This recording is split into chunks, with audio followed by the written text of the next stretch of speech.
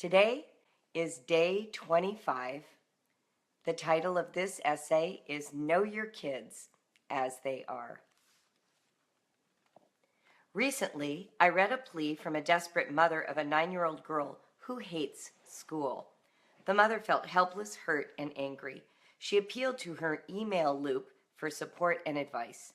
The first email reply went through the nurturing model. Rock her in a rocking chair. Don't worry about school. She's still young. Enjoy precious moments. Help her to feel comfortable and happy in your home with less school pressure. The very next reply was a 180-degree turn. This mother offered up a list of quotes out of Train Up a Child. The first one said roughly, don't make rules you won't enforce. And of course, if you make a rule, require obedience. Suggestions of penalties followed. Timeouts, wooden spoon spankings, withdrawal of TV or computer privileges. These two positions were so opposite to one another, I found myself laughing out loud.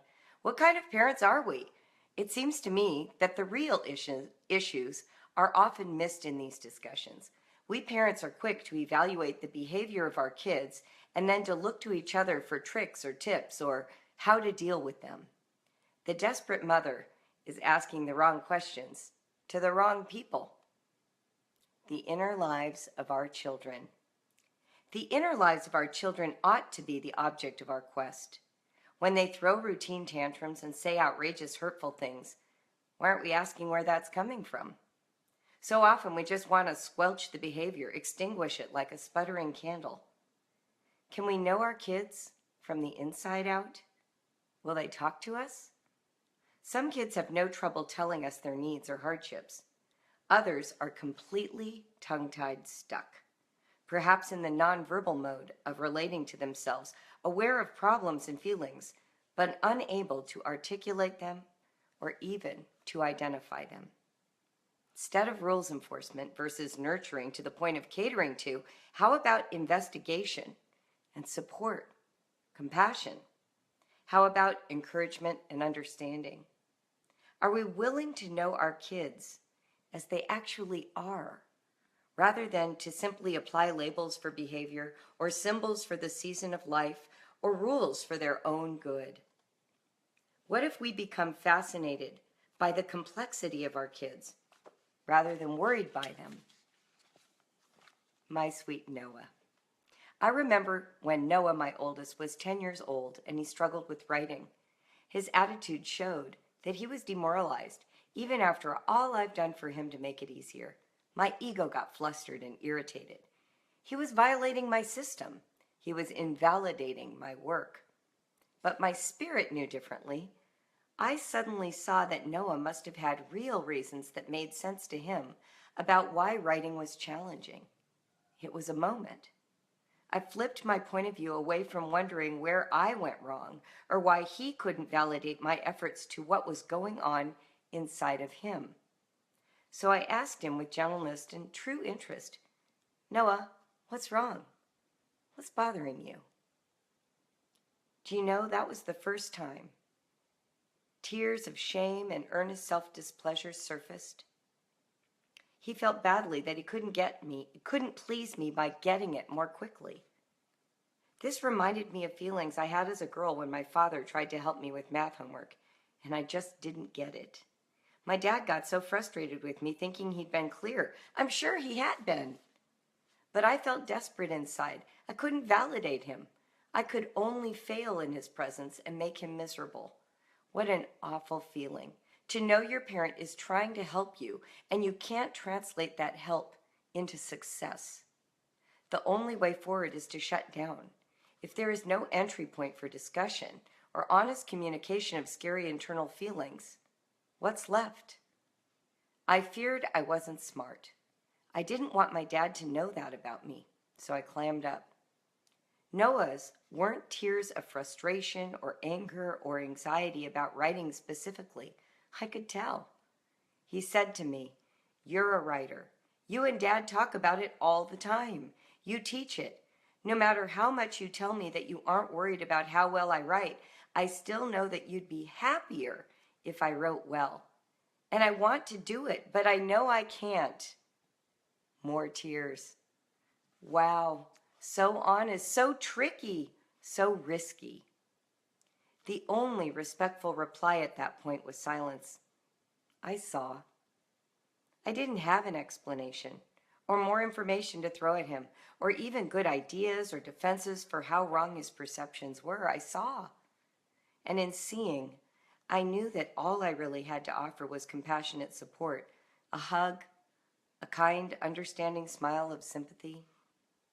So I told Noah that I loved him, appreciated his openness in risking those words out loud, and I offered to do whatever it took to support him in finding his own way out of those oppressive feelings. It was a moment. My real job at home.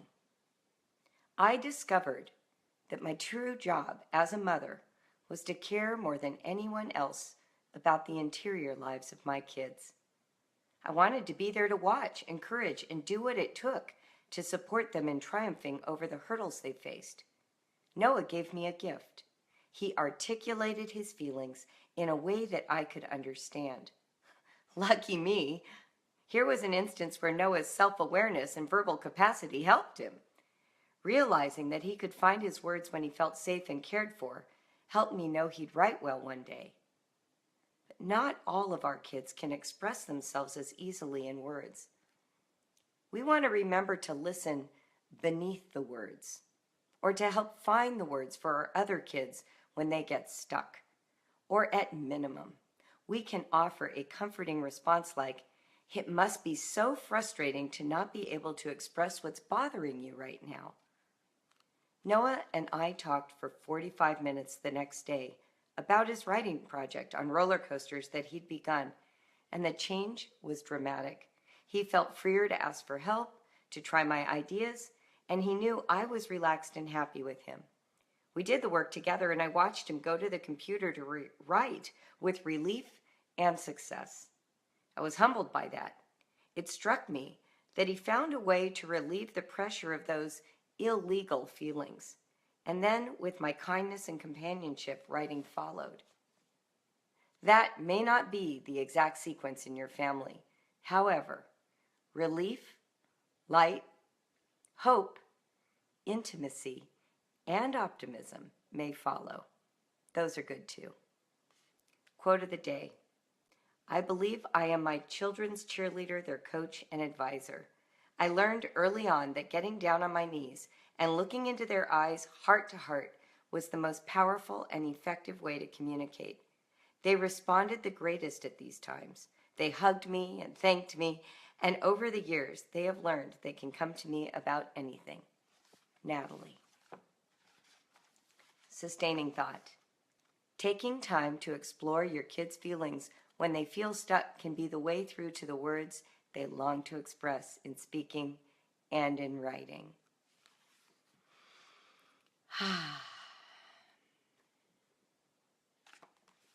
That was a long one and a little of a doozy. So knowing our kids as they are, this is really on my mind, and I think we've been talking about it really in various ways for the last couple weeks. I'm going to push this back because I feel like I'm all crowded in the frame. What we're talking about, what we're hoping to achieve with our kids at the end of this educational journey is that they are self-starting, self-educating, self-aware human beings, citizens who can make a contribution, who know what they're about, who are conscious of what's going on inside so that they can translate that into meaningful growth and action. It's not enough to simply be focused on the academics. Academics do not lead a child out of the stuck place.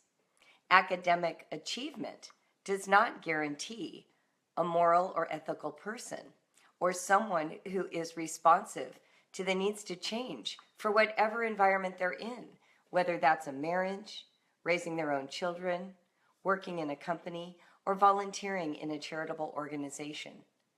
When we become adults, what we are looking to do in our lives is to be meaningful contributors in a way that responds to the needs of others. So when you're raising children, The culture you're raising them in actually forms them. The education will mold itself to that culture. Does that make sense? So if the experience of learning is one of a nice edge, like it is in school, with performance as the chief indicator and measuring stick of whether or not you're a successful student, if that is the nature of the home environment for your children, you are actually raising them to be a performance-based kind of person. And a lot of us, I include myself in this, have been trapped by that as adult home educators. Because we were living up to a performance standard over and over again, we unwittingly bring that energy into the home education project. But our kids are not in school. They're just living in their house. They're just hanging out with their family, and they're getting an education because you create that environment. If we take this home experience of intimacy, closeness, companionship, and partnership and turn it into that knife's edge experience, we threaten our relationship with our kids. And their homeschool experience stops being a nurturing, safe place, and it becomes a performance-based place. And that's all because of what I like to call the ghost of public school past, right? Who sits on your shoulder and whispers in your ear and reminds you of your own failings. So we need to make space for our kids to have the opportunity to show up as themselves, not as students being graded by their parents' expectations, which, to be honest, is more personal than the A through F grading scale. Your mother disapproving of your journey in academics is a more painful experience than Mr. Blackman giving you a C. You're not even going to have him as a teacher next year. You might not even remember his name 30 years from then. But your parents' disappointment in you lives with you forever. So when we're looking at our children, when I say know them as they are, what an opportunity. We get to be the person who knows them as they are. They're not off in another circumstance, like a classroom with a teacher who doesn't have time to know them and can only grade their performance.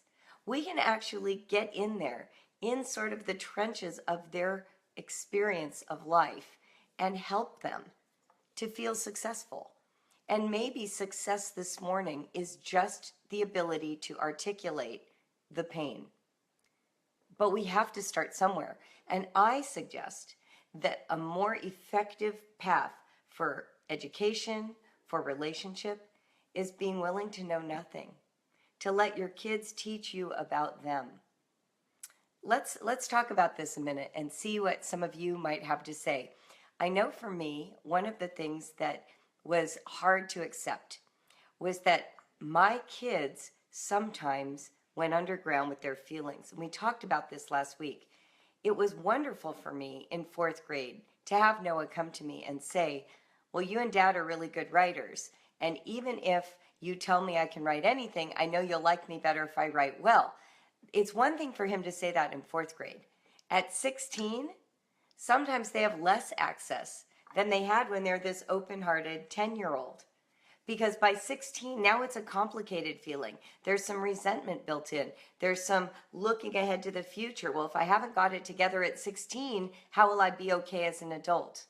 And that gets mixed up with the pressure to raise someone who can go to college, who isn't following the tasks you've set, who's resisting and looks like they're just being willful or only want to play video games or don't care about the objectives you have. So this gets more and more complicated. Just because you've started a good trajectory with a 5 and an 8 and a 10 and a 12-year-old doesn't mean that you will continue to have access to the interior life of your child.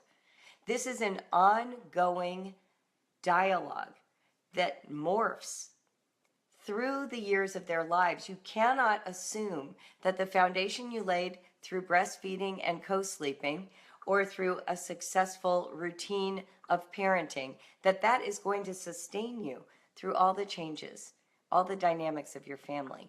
Moreover, habits you have instill a sense of resentment. So whatever you do on a habitual basis by 15 or 16 or 17 has been experienced as a habitual mode of operation. Resentment comes from layers. That's why your 2-year-old can forgive you so quickly, because they've only experienced you being a meanie a couple of times. By 15, that habit you have of saying, you just need to do this, or I can't understand why it's so hard for you, or I'm tired of you resisting me, those become points of resentment. So we want to work on finding ways to reconnect in those circumstances as our kids get older. I know that there are books out there that talk about things like going out for coffee one-on-one or taking them away from the home. When you have 5 or 6 kids and limited funds, sometimes that doesn't feel like something you're going to do. And I know in my life, I didn't always do that because I was overwhelmed. I had children that needed to be looked after. If I took the oldest kid out of the house, now I didn't have a babysitter. Like, those were some of the thoughts I had. So one of the ways that I had to maximize finding out what was going on is to actually take the nooks and crannies of my daily life while we're both drying the dishes, while we're in the car driving to the dentist, while we're walking the dog in the neighborhood, maybe staying up late one night and laying on my daughter's bed, maybe inviting one of them in to lay on my bed. Like that, you have to steal moments. You don't necessarily need this beautiful architecture of how you're planning dates with your kids. You have to steal those moments. And they come when you're intentional and you're kind and you're open, not when you're trying to chase down the real feeling. It's about creating space for that experience to show up. It's not about requiring them to disclose what's going on. Does that make sense? One of the dangers, I think, too, of this dynamic is that there are 2 parents. And so you have to be attentive that there are 2 relationships happening in the family with this child, 2 different authorities, 2 different personalities, 2 different modes of expression. And so sometimes the safe parent takes the biggest flack. I just want to repeat that. Sometimes the parent who is gentler, kinder, more willing to listen takes the most flack because it's not safe to direct it at the other parent.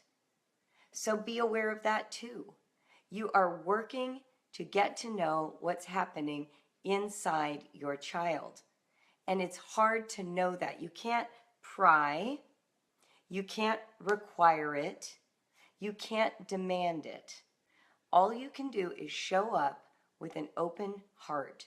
And it takes practice. And here's why. Because you're worried about what you're going to hear. There's a little part of you that doesn't really want to know.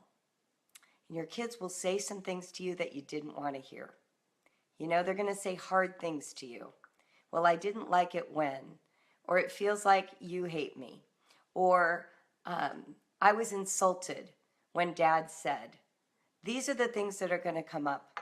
And if you are juggling multiple relationships with your spouse, with the state, with other children, with a child who has a very challenging personality and kind of drives you crazy, and you love but you don't love but you love, like all of those pieces factor into how able you are to hear your child. And it's important to be alert to them and to admit them. And you can get help with that. You know, if you don't know how to deal with a problem child, whatever that means to you, someone that the will just keeps blocking and you can't get access, and you find yourself, you work yourself up, okay, I'm going to be open-hearted. And then you get in there and you get slammed, you get smacked around emotionally, and now you're like, well, how do I protect myself and still stay open to my child? If you're in that space, get some help. I have told many parents, don't send the child to therapy, you go to therapy. You get help for you first. Find out how to get tools that help you open up in a different way and yet hold boundaries for your own emotional welfare. You know, join a 12-step group. Be in some kind of support space where you have the opportunity to grow. Because, hey, let's admit it, this is a massive undertaking, being a parent, 24 hours a day with your children. You absolutely deserve to have tools. Do you hear the language I'm using? You deserve to have tools. This isn't admitting defeat and going for bandages. This is going and getting the skill set you need to be the most effective mother or father you can be. Lori says every night she asks her daughter if there's something that she wants to talk about. Sometimes it opens the door for a conversation of big and little things. Other times there's nothing to talk about. Absolutely. In fact, when my mom was going through a divorce, and I shared about this last Friday, she checked out when I was in college.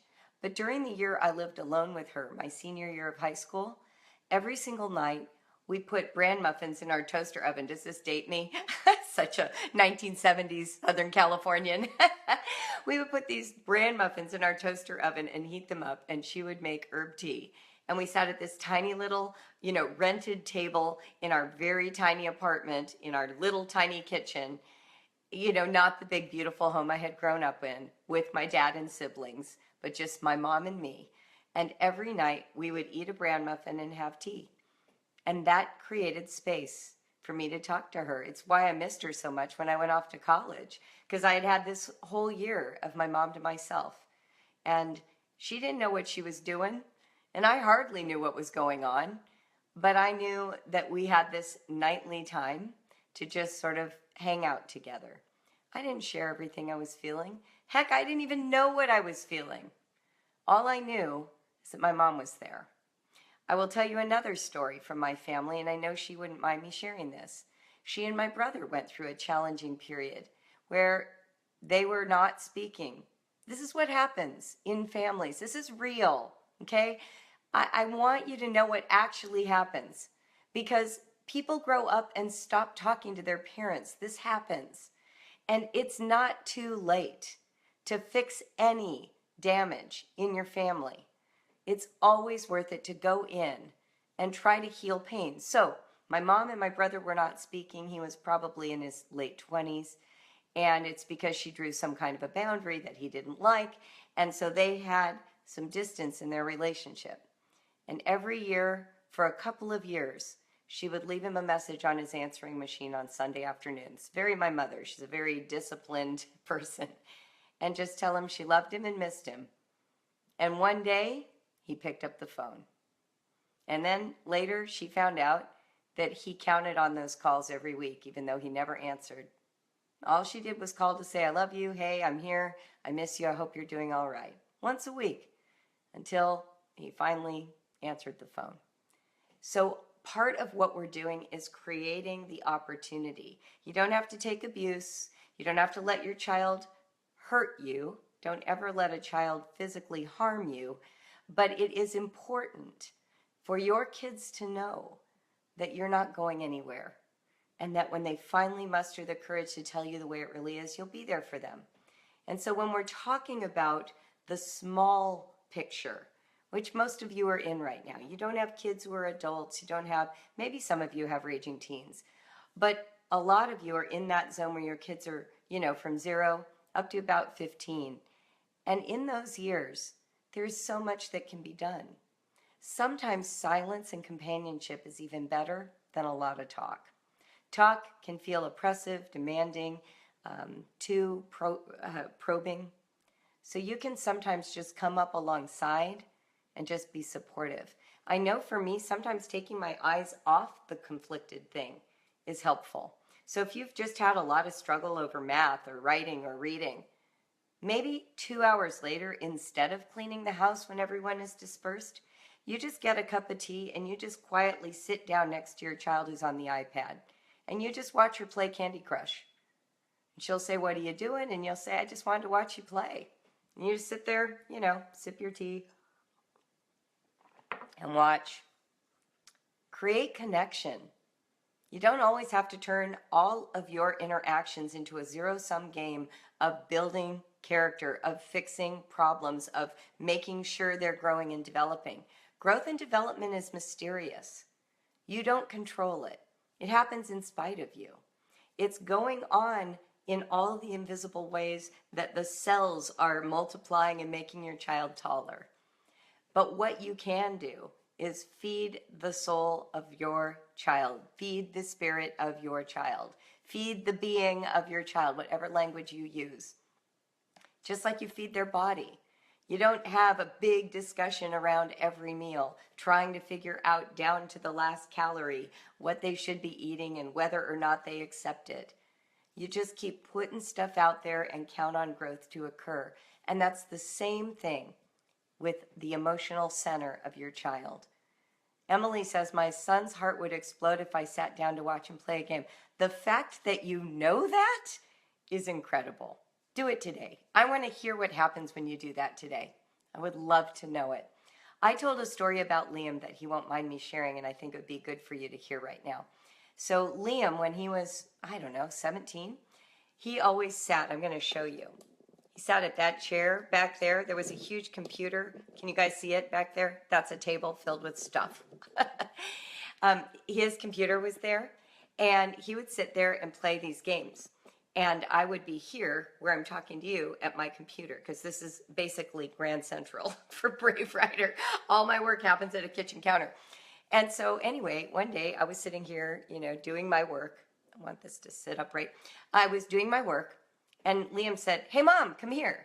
And I kept typing. Yeah, what do you want? He goes, I need you to see something. And I'm still typing. Can't you just tell me? And he goes, Mom, come here. I need you to see this now.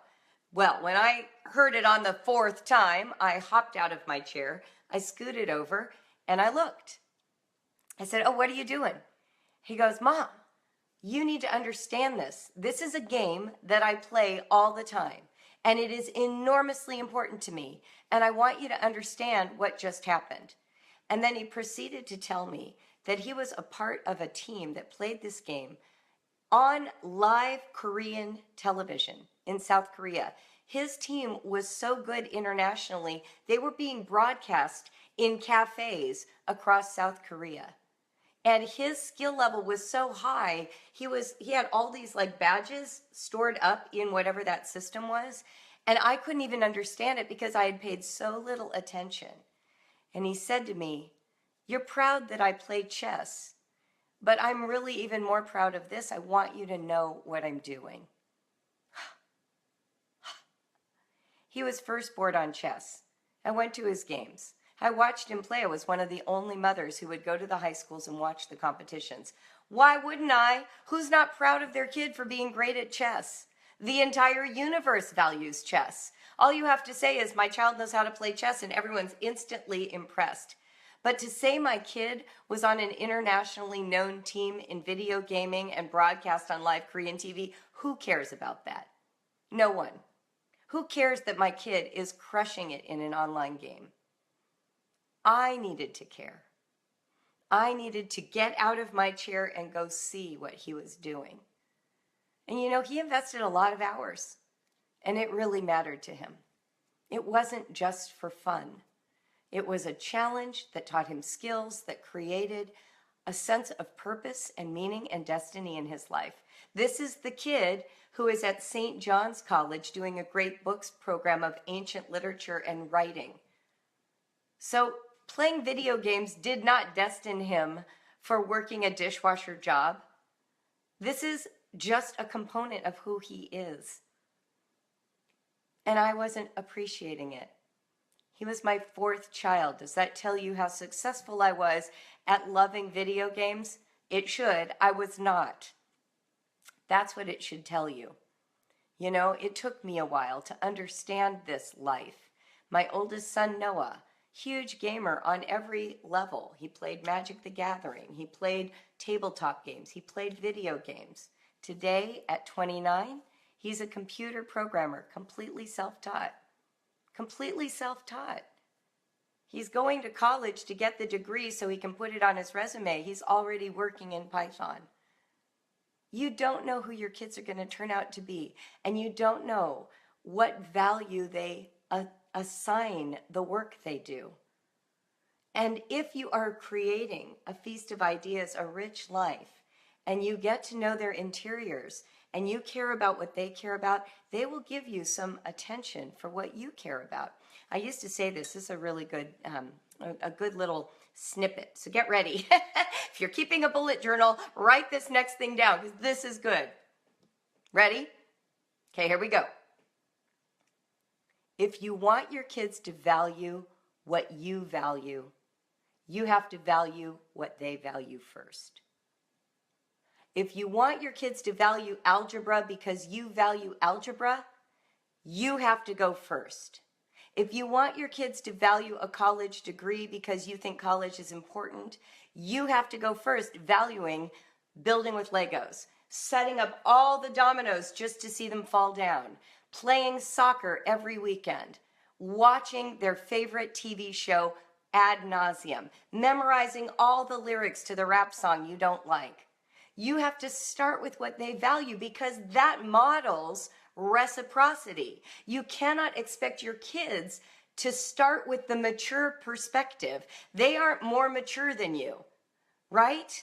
We can't discount everything they value and then say, hey, but can you come over here and value what I value? That doesn't work. You have to start with them. You're the mature adult. They are children. You live into their experience first, so that then when you say, well, over here I have this cool thing, they'll be like, oh, Mom, I want to know about your cool thing too. Because they were just experiencing what reciprocity looks like. Getting on the floor and changing the American Doll clothes 20 times and commenting on each outfit is on task in your homeschool.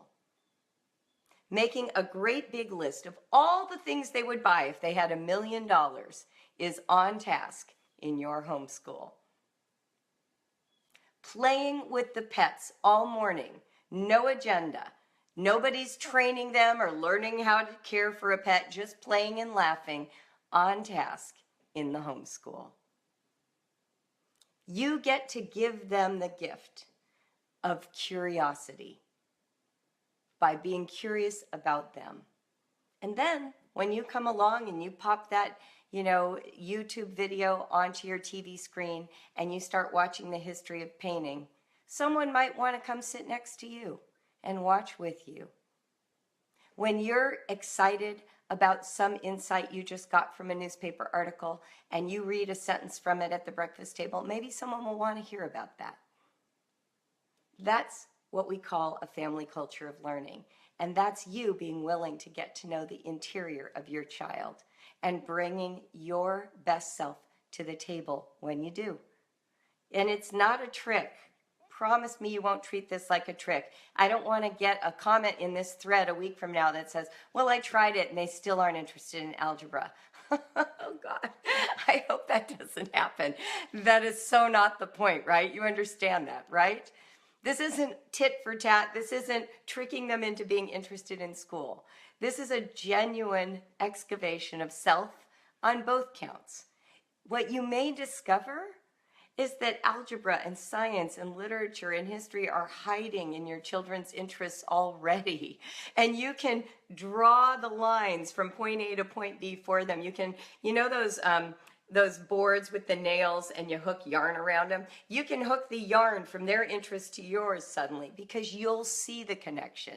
It'll be sitting right in front of you. When your child shows interest in fashion and sewing, suddenly math and all the understandings of fractions for quilting are going to present themselves in such natural ways. And I'm not saying quilting is the only math you do. All I'm saying is suddenly there's a reference point for these subjects you want them to study that go right with what they're doing, what they care about.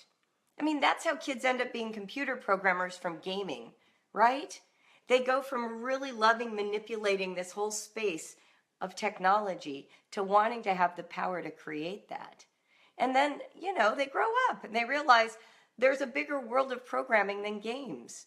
They can work on other stuff. I totally, totally love. There's a General Electric commercial, a GE commercial with that one nerdy kid who's like in his 20s. He's like, oh, I got hired by, GE to do computer programming. And then his friend is like, oh, did you make a really cool app for the iPhone? He's like, well, no, I computer program infrastructure, like how water gets to houses and electricity and how roads are built. I love that commercial because that's what happens. We do outgrow our childish fascinations. But the things we learn in those experiences are what we take into our adult selves as we view the landscape of possibility. You know? Like, that's what happens. That's what adulthood is. I think we worry a lot about children being children. They're going to be children. I mean, I acted in my backyard. I hung from monkey bars. I made up stories. I was an actress and a writer my whole childhood. Now I'm on Facebook Live and writing books. I am not pretending to be Cinderella or a monkey. And I'm not writing about puppies and kittens. These things all go together. Does that make sense? They lead places. They help you become who you really should be. And the adult version will look like an adult version because, we grow up. We become adults. Let's see. Mary says, while making dinner, just asking them to tell you about Barbies or whatever they're doing. So let's see what Rachel's asking. My question is how to do that with 4 kids still at home and young and getting all that needs to be done. So Rachel, this is as you go. This is as you go. Under 18, they all want you. It's good. And I want to feed them. But there's so much din of real life. Yes, so it has to be along the way. It's not, and it's sentences. It's not essays. It's sentences. Does that make sense? You don't have to necessarily carve out an hour. That will happen sometimes, and it'll be necessary sometimes.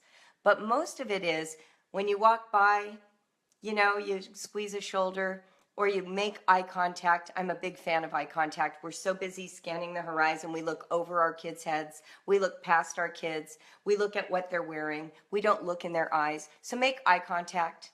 Give a genuine warm smile. Make an offer like, hey, I see you've been gaming a long time. Can I get you a glass of lemonade? That's what provides the foundation for later when you see the meltdown, because how many kids haven't melted down while they're playing a game? They're so close to beating the level and then they miss it and they just collapse in exhaustion. They've worked really hard. And then we're like, oh, the game is destroying them. They shouldn't be crying. It's too stressful. It's ruining their lives. Well, we wouldn't be upset if they cried after having played a soccer match and they lost, because we would recognize it as the natural reaction when you've been in a tournament and you wanted to win and you lost. So it's the same thing with online gaming or a boyfriend who didn't call when you thought he would. It's all the same stuff. So what you do in those moments is you just simply reach out in compassion. Wow, you must be really frustrated. I see you exploded. Can I get you a glass of lemonade? Like that. You just create space for that. Of course, it doesn't have to be daily. In fact, Rachel, it doesn't have to be daily for every kid. What it needs to be is a consistent drip, drip, drip, drip, drip. I have mentioned many times, I'm looking for a calendar here, but I don't have one on my table. But, pretend this is a calendar. I would actually mark who I had contact with that day, who got the 5-minute conversation with me that day, so that the silent good child didn't get overlooked. Because the squeaky wheel always gets you, right? But there's always that silent good child in a family of 5. And it rotates who that child is.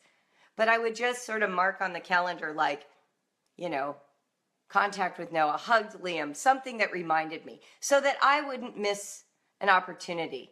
It can't be a daily thing with everyone, that deep probing. And no one wants that. No child wants that. What I'm talking about is staying attentive to the opportunities and creating them if you haven't been.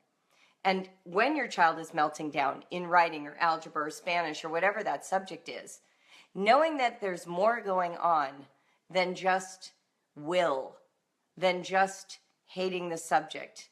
And it's not just about being compassionate, but it's also not about punishment. It's recognizing that there's something real happening here. And there's more to this story that I don't know. Oh, Rachel, I love that you just admitted that sometimes you're irritated by his gaming. My gosh, I was irritated countless times.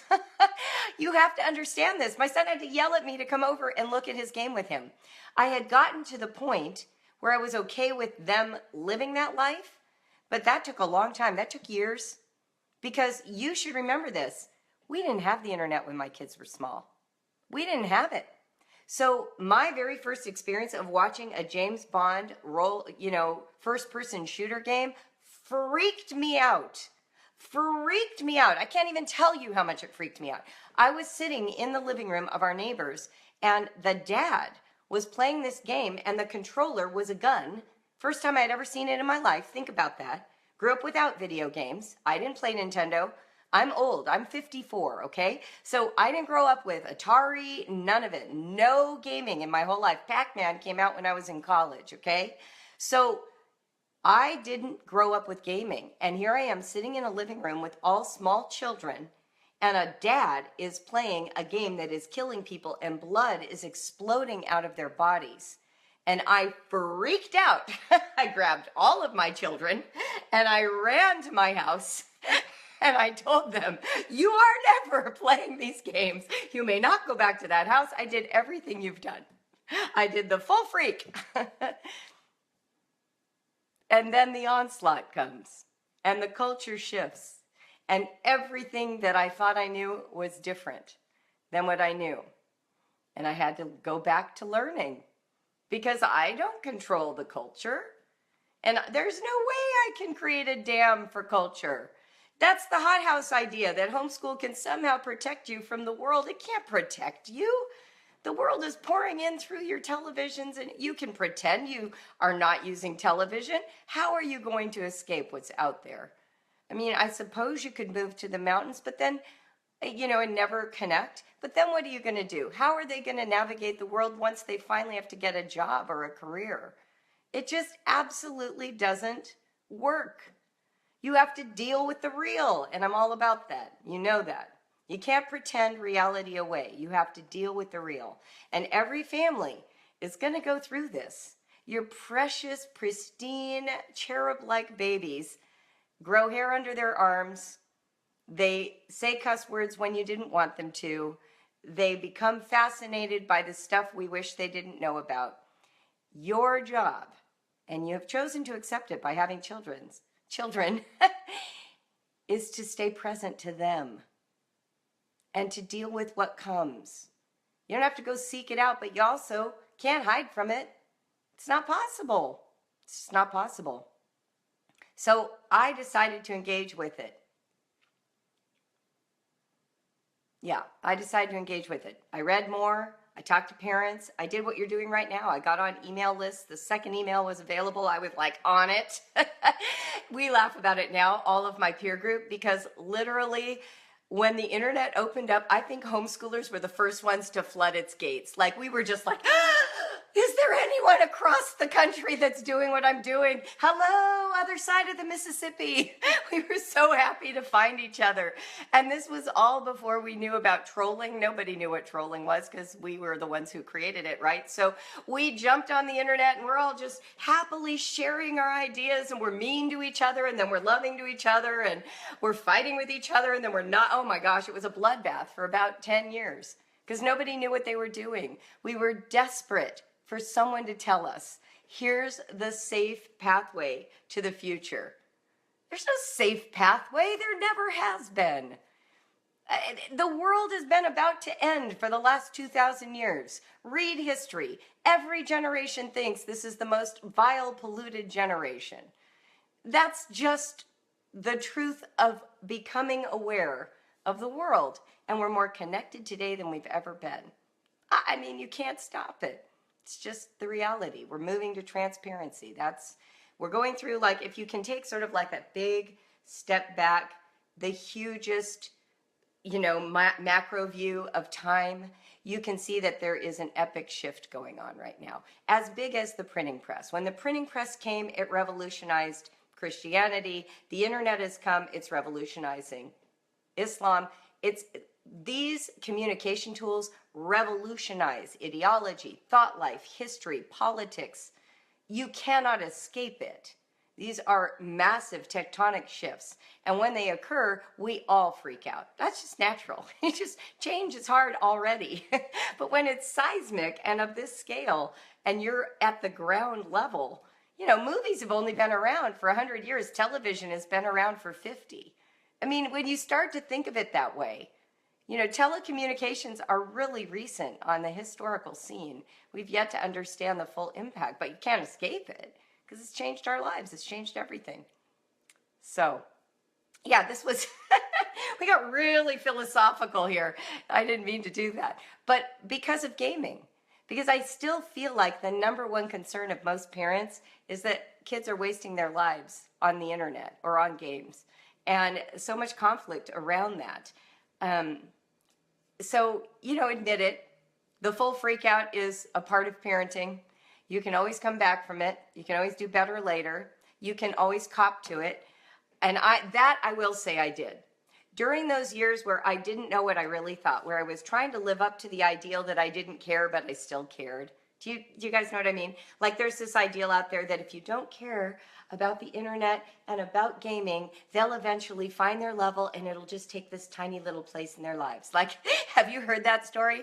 Do you know what I'm talking about? So I really wanted to believe that. So I remember when I like took off all the restrictions and I was like waiting around. I was like, holding my breath. Yeah, it's gonna happen. They're gonna find their level. And then I watched them play more and more and more games, and I'm like, it's not working. I must have a secret deposit of resentment and irritation hiding in here because I'm not pure enough.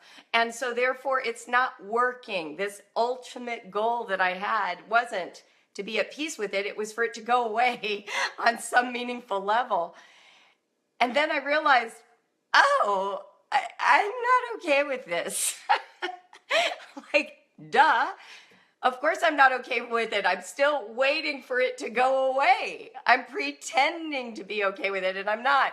Do you think that energy isn't being felt by everyone in this whole house? Of course it was. Of course it was. So the next stage in my development as a mother was to cop to the truth of that. Things like, I want to be okay with this. I'm trying to figure out how to be okay with this, but sometimes when I see you sitting there, I feel horrible. I'm like, am I ruining you? Am I a bad mother? Should you be doing something else? And I just own it. And then you can have a conversation with your kid. Because they're like, no, Mom, I promise you, look at all these other great things I do. This isn't the only thing I do. Or, oh, I'm sorry, I didn't mean to make you feel bad. Like that. Because when they see you in the parent mode of knowing what's best, they're going to fight you because they want to prove to you that you don't know what's best because they have this other experience that you haven't had. But if you can say, oh my gosh, I'm reading this over here and I'm reading this over here and I don't know what I think, and let's get more information and let's do some research, and I'm so sorry that I'm like this, right? My gaming son spends so much time in his room, catches so much flack from Dad, but he spent the last week reading the entire Harry Potter series. Well, right. And like I said at the start of this, there are two people. There's you and there's a spouse. And that dynamic gets really tricky because sometimes it's not even your own concern. You're channeling the concern of your spouse to keep peace over there. There's a double level of stuff going on that needs to be admitted and exposed, at least to yourself. At least to yourself, even if you aren't quite in a space where you can admit it out loud. Yeah, oh my gosh, Danny, I love you saying that. That there is this don't care attitude, and then you see yourself trying to fake it till you make it. You can't fake it till you make it. I don't really believe in that. What I believe in is owning what's true about you. So I'll just put that out there. That's kind of an ideological difference. But it's because of hard-won experience in my life. So test it. See if it's true for you. Maybe faking it till you make it works for you. It didn't work for me. What it did is it drove me underground. I started living a double life. The life that was a pretend life and the life that was my true life that I was acting like wasn't really there. And you know what happens? Here's what happens. When I live a double life, I am vulnerable to suddenly being ejected from my life. Here's why. Because along the way, somewhere, someone is going to name the thing that's going on with me, and by then I will have pushed it down so far it will erupt from me. It will spring from me. There will be that moment where I'm like, I don't care anymore. I have tried really hard. This didn't work. Now I'm shutting it all down. There's that tendency to, like, you're holding it, and then boom. But if you can admit the incremental places along the way, like, I'm actually worried. I don't like what I see. I don't know what to do about what I see. I don't know why I don't like what I see. Like, if you can start naming those things, then you can triangle in help. You can read, you can talk to friends, you can get support from people who are further down the path from you. You can go to a therapist, you can go to a pediatrician, You can talk to a spiritual advisor, whoever's someone that you respect. And make it multiple someones, because one person is always a danger. You need input from multiple sources. Read with your perspective, read against your perspective. That's a tool I can give to you as well. Read with your perspective, read against your perspective. Always read both sides. And when I say both sides, there's usually 5 sides. There's usually 5 sides. We're in the internet age. There are no 2 sides to anything. There's 5 sides. Read them all, because you are going to be able to cross-pollinate and pick and choose and create a perspective that will help you for a little while until you're stymied again, because that's parenting. That is just parenting. All right, everybody, live honestly, write bravely, and stop pretending. I love you all. Mwah.